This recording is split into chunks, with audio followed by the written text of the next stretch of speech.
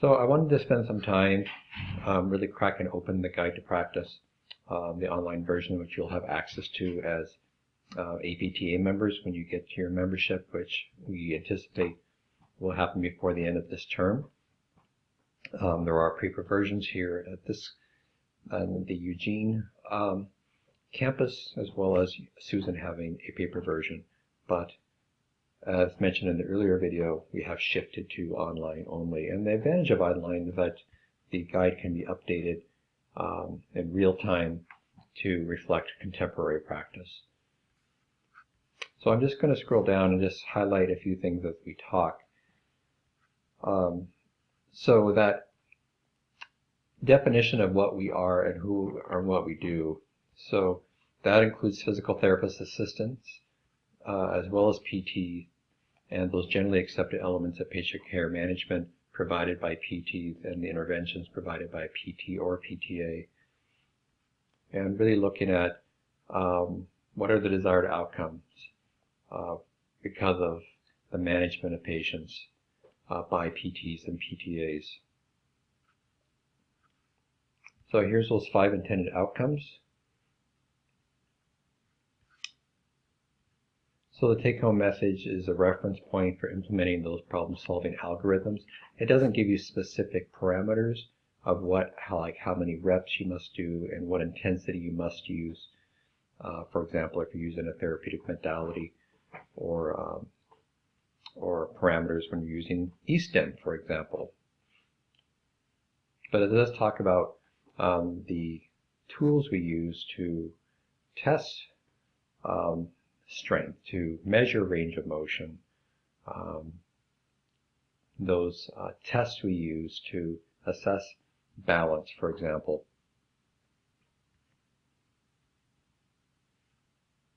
So those key points to reiterate,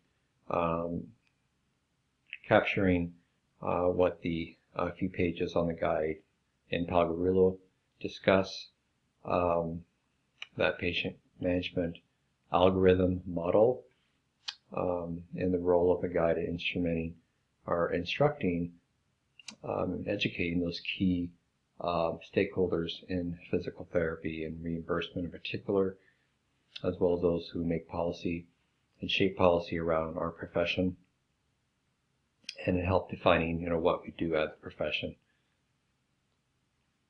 And that emphasis on injury prevention and wellness. And really our role as healthcare consultants to the wider community. So let's pop open the guide. And so the e-version here is broken up into just 4 main chapters. So I really like how the guide is updated to really reflect contemporary practice. I think it does a really good job of defining what PTAs are. I think it's gotten better in terms of defining not only what a PT is, but also a PTA. And there are several paragraphs that describe what PTAs are used for by PTs. And I think just real rich details of the prevention and interventions that we provide. Prevention activities, and then our emphasis on health, wellness, and fitness. And really capturing the ICF model within the guide itself.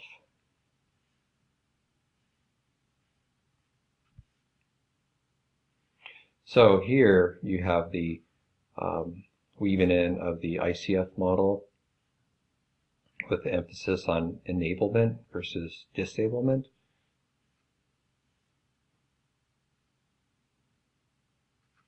And this kind of view of social factors, environmental factors,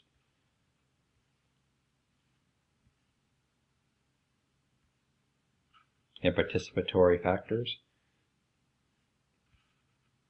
that are a key part of being fully participatory of individuals in society, and looking at our patients and how they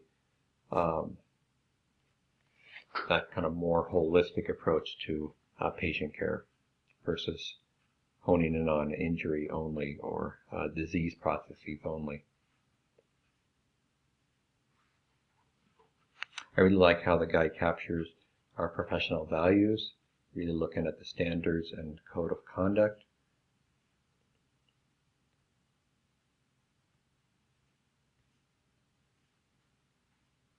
I really like, again, just kind of going back here, we have that rich discussion of the role of physical therapist assistants. So that gives you just a kind of a brief overview of the Guide to Practice, and we could look also at a few of the other main chapters. So the key elements are in the lesson builder up here. This is what I want you to know. What I'm showing you is just to hopefully get you excited about how the guide can really help you as a clinician when you want to kind of go back and just really define, look at the definition, not only who we are, but also how when we're looking at different health conditions in particular, what types of interventions are commonly used to treat these different health conditions.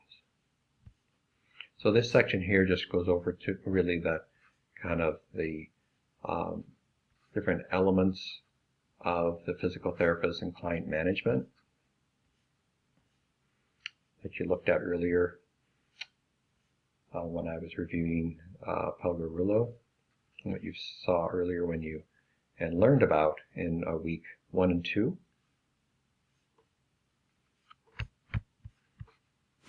In this next section,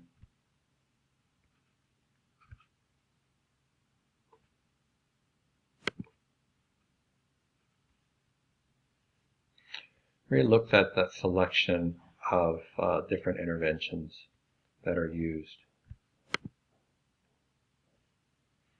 So it really just does a really good job, I think, of not only defining these different interventions, but also looking at how these different interventions can be used to help these various health conditions. And here you have a whole list of some of these health conditions that modalities can help with.